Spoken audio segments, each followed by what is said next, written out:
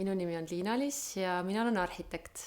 Olen MTÜ Ruumiringlus üks eestvedajaid ja ruumiringluses huvitab meid tühjade hoonete elustamine. Põhjuseid, miks hooned jäävad tühjaks, on väga erinevaid. Suuremad poliitilised, majanduslikud, sotsiaalsed protsessid. Kiviõli näitel on sealne keemiatööstus väga palju muutunud aja jooksul ning paljud töökohad kadunud. Teisalt on Kiviõlis huvitav näide, kuidas seesama keemiatööstuse jääkprodukt Tuhamäed on loonud uue tööstuse.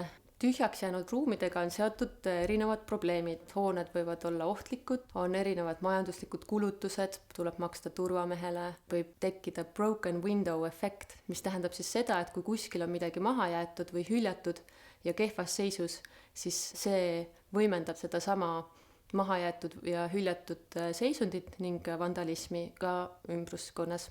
Tühjaks jäänud hooned kasutusele võtmiseks on väga hea võimalus vahekasutus.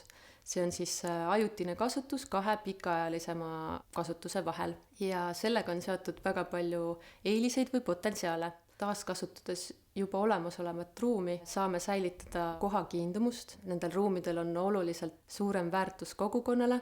Kohtadel on juba olemas mingi kindel tähendus, mida saab siis taaskasutusega võimendada. Ja samuti võimaldab ruumide taaskasutamine elavdada ka naabruskonda selliselt, et sellel on positiivne mõju ka ümbruskonna hoonetele või kogukonnale. Ajutiste kasutustega on võimalik testida ideid, mida muidu on raske teostada. Tühjaks jäänud ruumide seisukord võib olla väga erinev. Näiteks võib olla tegu hoopis tühja krundiga või siis pooleli jäänud ehitusega või siis lihtsalt tühjaks jäänud hoonega või juba varemetes hoonega. Ja see, millist funktsiooni sinna saab tuua, sõltub väga palju sellest hoonest endast. Näiteks tuleks arvestada, milliseid funktsioone või ruumikasutusi on kogukonnas või naabruskonnas üldse vaja. Tavalisemad ja levinumad ajutised ruumikasutused on näiteks ladustamine, spordi ja vaba aja veetmine, rohelus, ajutine elamine, kultuur ja ka igasugune ettevõtlus. Elamise koha pealt on praegu aktuaalne näide Ukraina sõjapõgenikele loodavad ajutised elamisruumid. Ruumide vahekasutus võib ajaliselt kesta väga erinevalt. Näiteks mõned festivalid või kultuurisündmused mõnest tunnist mõne nädalani. Näiteks suvised pop-up kohvikud või Põhuteatri projekt Tallinna Bastionil. Aga on ka funktsioone, mis on aastakümneid kestnud.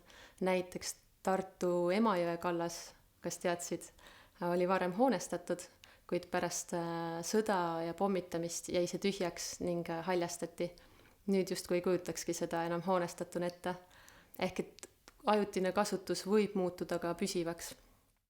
Ruumide ajutine kasutamine pakub võimaluse testida huvitavaid ideid väiksemate kulutustega. Kutsun üles ja julgustan nägema tühjades ruumides ohtude ja takistuste asemel potentsiaali.